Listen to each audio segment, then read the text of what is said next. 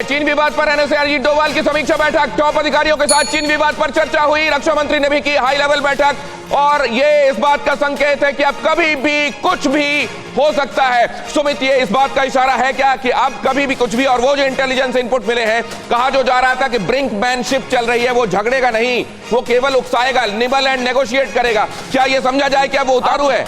अब सारी सिचुएशन लगातार बदल गई दिनेश। ये सिचुएशन कैसे बदली? क्योंकि फिंगर 4 पे लगातार जो चीन नहीं हट रहा था, चीन एडवांटेज पोजीशन पे था। हम लगातार अपने दर्शकों को बता रहे थे कि वो रिजेस के ऊपर बैठा हुआ है और अब सिचुएशन बदल गई इस एक्ट के बाद, क्योंकि भारत ने ब्लैक टॉप और दूसरी हिल पे जो कब्जा किया हेलमेट टॉप के ऊपर, अब भारत एडवांटेज पोजीशन पे। और ये वो इलाका है जिसको मैं लगातार कह रहा हूं, डीप कट मतलब अंदर तक घुस सकता है भारत। और इन रिजेस के ऊपर अपनी बढ़त बनाना, अपनी मोबिलाइजेशन करना आपके लिए बहुत एडवांटेज पोजीशन पे है। तो मैं आपको रोक रहा हूं, एक और बड़ी खबर आ रही है, वो भी मैं बता दूं। एलएसी के किसी भी पॉइंट पर कर सकता है किसी भी वक्त चीन हमला।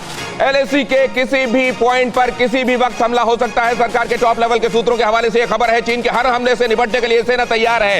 Eastern sector, middle sector, western sector, हर सेक्टर पर हमारी सेना मुस्तैद है, क्योंकि इंटेलिजेंस इनपुट ये है कि किसी भी वक्त किसी भी जगह पर हमला हो सकता है। अब सवाल ये है सुमित कि हमने वेस्टर्न सेक्टर पर सबसे ज्यादा फोकस किया है, बाकी सेक्टर्स के हवाले से क्या खबर है सुमित?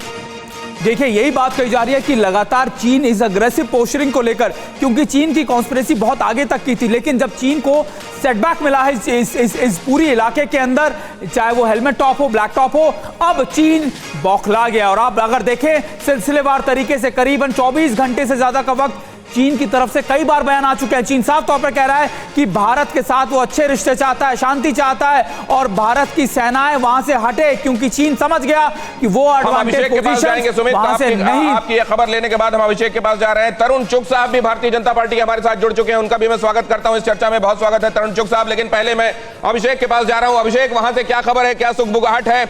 लेह श्रीनगर राजमार्ग को बंद कर दिया गया था और यह बताया जा रहा था कि अब यह सेना के हवाले कर दिया गया है। क्या मूवमेंट आपको नजर आ रही है वहां से?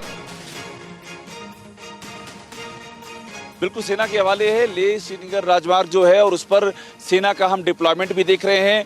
वहां पर जहां जहां चीन से टसल है, जिन जिन जगहों पर, उन पेट्रोलिंग पॉइंट्स पर भी हम भारी जमावड़ा देख रहे हैं। और जहां पर जो हमको जानकारी ये चुशुल में जहां पर हुआ है, जहां पर ये चीन के सैनिकों से झड़प हुई है, वहां भी इस बात की तैयारी है कि अगर, चूंकि ये 8 किलोमीटर वेस्ट में चीन का घुसने का प्लान है, जो उसने नॉर्दर्न इलाके में किया था दिनेश, वही उसको करना है दक्षिण के इलाके में।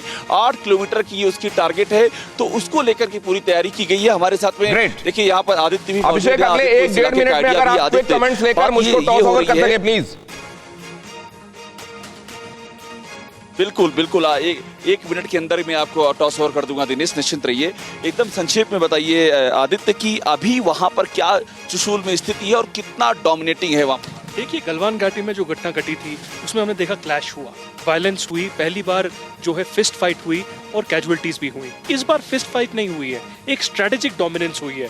इंटेलिजेंस रिपोर्ट्स मिली मिलिट्री इंटेलिजेंस से और इंटेलिजेंस ब्यूरो से कि चाइना कुछ गतिविधि करने वाला है हाइट्स पर, पैंगोंग सू को लेकर, और जो सदर्न टिप है वो सारा चुशूल के पास, वहां पर बहुत ही स्ट्रेटेजिकली इंपॉर्टेंट एरिया है। इंडिया ने ये प्रीएम्प्ट किया, इंडियन आर्मी ने और जो स्पेशलाइज्ड फोर्सेस है उस इलाके में इमीडिएटली टेक ओवर किया उस हाइट्स का, और चाइना एकदम चौंक गया क्योंकि उन्होंने पूरा प्लानिंग की थी जो पूरा ही चौपट हो गया है। हमारी जानकारी ये कि इसके बाद जो है आगे तक ये पूरा गया है, ये गोगोरा से लेकर के और देपसोंग, पूरा जो जहां जहां टसल वाले पॉइंट वहां ऐसी ही तैयारी हुई है। ये जो हुआ है बिल्कुल तैयारी मुस्तैदी है। आपको याद होगा, जैसे मैंने पहले कहा, सीडीएस बिपिन रावत ने बोला था कि हमारे पास ऑप्शंस हैं, मिलिट्री ऑप्शंस हैं, और मिलिट्री ऑप्शन हमेशा हमला नहीं होता, मिलिट्री ऑप्शन स्ट्रेटेजिक डोमिनेंस होता है। और चाइना जैसे सुपर पावर को इतना वेल कैलिब्रेटेड एक्शन के बाद स्ट्रेटेजिक डोमिनेंस उस एरिया में करना एक बहुत बड़ा जो है स्लैप है शी जिनपिंग और पीएलए के ऊपर।